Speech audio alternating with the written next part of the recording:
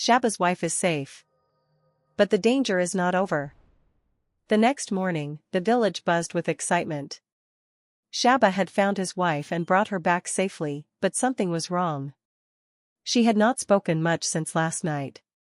She sat by the fire, wrapped in a blanket, eyes staring at the flames. The village women brought her food, but she only took small bites. Shabba watched her closely. He had expected her to laugh, talk, or even complain about the jungle. But instead, she was quiet. Finally, Shabba sat next to her. "Tell me, what happened in the bush?" She looked up at him, then around at the villagers. Then, in a soft whisper, she said, "Something was out there, watching me. A night in the jungle, what she saw." She took a deep breath and began to tell her story. After she had walked away from the village, she had tried to find her way back, but got lost. The trees looked the same. The darkness swallowed everything. Then, she heard it. A deep growl. At first, she thought it was the wind. But then the sound came closer. She wasn't alone. She had started running, pushing through the bushes, her dress ripping on thorns. And then, she had seen glowing eyes in the dark. Watching. Following. Not a lion. Not a hyena. Something else. "It didn't attack me," she whispered. "It just followed me." The elders speak, a dangerous presence. The village elders listened carefully. One of the oldest men, Mzee Bakery, cleared his throat. "This is not the first time someone has seen this." The villagers leaned in. "There is something in the jungle," he said. "Something that watches, but does not attack." The younger hunters exchanged glances. Shabba frowned. "What is it?" Mzee Bakery shook his head. "Some say it is a lost spirit. Some say it is an animal that no one has ever caught. Whatever it is, it does not belong in this world." A chill ran down Shabba's spine. His wife hugged herself, shivering. "I don't want to go back out there." Shabba took her hands. "You don't have to. I will protect you." But deep inside, he knew. He had to go back into the jungle. He had to find out what was watching her. Because whatever it was, it might come back. Shabba must return to the jungle. The hunt for the unseen begins. The sun rose over the Hadzabe village, casting a golden glow on the huts and the waking people. The air was filled with the smell of burning firewood as the women prepared the morning meal. But something was different. There was no laughter. No one was telling stories or singing. The European woman, Shabba's wife, was still shaken from the night before. She sat close to the fire, her arms wrapped around herself.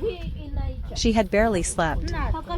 Shabba, on the other hand, was restless. He stood at the edge of the village, staring into the trees. His spear was in his hand, his mind deep in thought. Something had followed his wife in the jungle. Something unnatural. And he had to find out what it was. The Council of the Elders.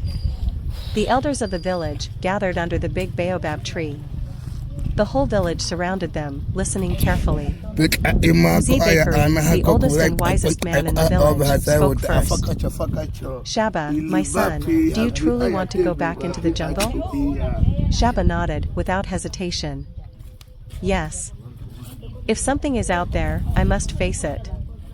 Mzee Bakery sighed. He looked around at the other elders, before speaking again. "There are things in this land that even we, the Hadzabe, do not fully understand. Some say they are spirits, some say they are beasts not yet discovered by man." The villagers murmured amongst themselves. Juma, Shabba's best friend, stepped forward. "Then we must hunt it," he said. "Whatever it is, we are warriors. We cannot let fear control us." The young hunters shouted in agreement. Shabba's wife, still sitting by the fire, suddenly spoke. "What if it comes back tonight?" she asked, her voice shaky. The village fell silent. Mzee Bakery nodded slowly. Then we must act before night falls. The warriors prepare for the hunt. Shabba and Juma gathered the strongest hunters in the village. Each man armed himself with a bow, poison-tipped arrows, and a spear. The women watched anxiously as their men painted their faces with ash and dirt, preparing for battle. Shabba's wife stood and walked to him. "Are you sure about this?" she whispered. He took her hands and smiled. "I am Hadzabe. This is my land. I must protect it." She nodded, still afraid, but she knew she couldn't stop him. With that, the warriors disappeared into the jungle. The deep jungle, strange signs. The jungle was quiet. Too quiet. Shabba walked ahead, eyes scanning the ground for tracks. Then, suddenly, Juma stopped. "Look." Everyone gathered around a tree. Deep claw marks ran down the bark. The cuts were fresh. The hunters exchanged worried glances. "This is not a lion," one of the men whispered. Shabba knelt and touched the marks. Something big had passed here. Then, he noticed something else. Footprints. But not human. Not animal. Something in between. A cold chill ran through Shabba's body. "We are not alone," he murmured.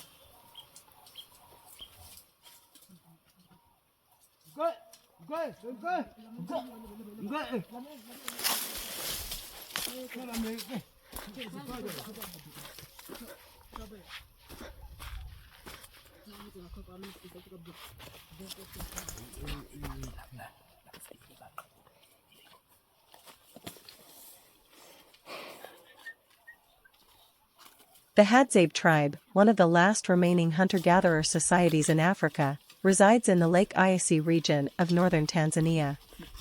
Their way of life has remained largely unchanged for thousands of years, relying on hunting, gathering, and a deep connection with nature to sustain themselves. Unlike agricultural or pastoralist societies, the Hadzabe do not farm or keep livestock, instead sourcing their food directly from the land. Their diet consists of wild game, honey, tubers, and seasonal fruits, making their meals simple yet highly nutritious. A day of hunting and gathering. Morning preparations. The Hadzabe typically start their day at sunrise. Men and boys prepare for the hunt, grabbing their traditional bows and arrows, often tipped with poison extracted from the Adenium plant. Women and children set out to gather tubers, fruits, and honey. Hunting can last for hours, depending on luck and skill. If successful, the hunters return with game such as dik-dik, a small antelope, guinea fowl, or even larger animals like baboons or warthogs. Cooking the meal. Unlike many cultures that use pots and pans, the Hadzabe prepare their food over an open fire with minimal tools. If meat is brought back, it is immediately roasted on the flames. The process is straightforward, there are no elaborate seasonings, just the rich, smoky flavor of open fire cooking. The meat is shared communally, reinforcing their strong social bonds. Steps for cooking meat Hadzabe style. Starting the fire, the Hadzabe use fire-making techniques involving rubbing sticks together or striking flint stones to ignite dry grass. Preparing the meat, the animal is skinned and butchered on site. The intestines are removed but not discarded, they are often roasted and eaten as well. Roasting over open flames, large chunks of meat are skewered on sticks and placed directly over the fire, turning occasionally to ensure even cooking. Eating immediately, there is no storage or refrigeration, so meat is consumed fresh. Any leftovers may be dried in the sun for later use. For plant-based foods, tubers are roasted in the embers until they soften, then peeled and eaten. Baobab fruit is crushed and mixed with water to create a refreshing, vitamin-rich drink. Honey, a prized food, is sometimes mixed with fruits or eaten directly from the comb. Cultural significance of food sharing. The Hadzabe have no strict mealtime schedules or personal food ownership. Instead, food is shared freely among the group. If a hunter returns with meat, it is distributed among all members of the community, regardless of who made the kill. This practice ensures that everyone is cared for, and no one goes hungry. Even during times of scarcity, the Hadzabe demonstrate remarkable resilience. They know which roots and plants are safe to eat, and they have extensive knowledge of the behavior and migration patterns of the animals they hunt. Modern challenges and adaptation. As Tanzania modernizes, the Hadzabe face increase.